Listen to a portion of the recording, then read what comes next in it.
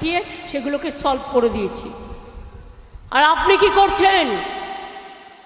গতকালও একটা ছোট্ট মেয়ে রাজভবনে চাকরি করত বিবিএক্সে,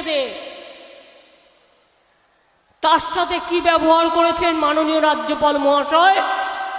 আপনি আমায় কালকেও বলে পাঠিয়েছেন আমার মন্ত্রী কেন আপনাকে সব বলেছে। শুনে রাখুন, আমার কাছে একটা নয় হাজারটা ঘটনা এসছে, কিন্তু আমি কোনোদিন কোনো কথা বলিনি। কিন্তু কালকে মেয়েটির কান্না আমার হৃদয় বিদারণ হয়েছে। সন্দেশখালি বলবার আগে আরে রাজ্যপাল কেন কেন তার কাজের মেয়েকে, কেন তার ঘরে কাজ করে বলে মেদিনীপুর পূর্বের একটি মেয়েকে একবার নয় পরপর দুবার মলেস্টেশন করেছেন।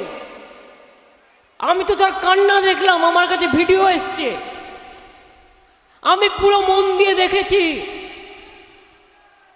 সেখানেই তো আপনি কাল থেকে এলেন, কই একটা কথা মুখ দিয়ে তো বললেন না।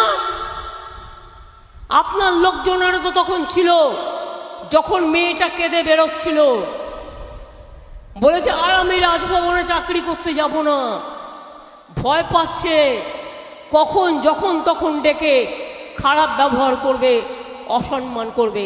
আর আপনি মা বোনেদের নিয়ে কথা বলেন, আপনার লজ্জা নেই?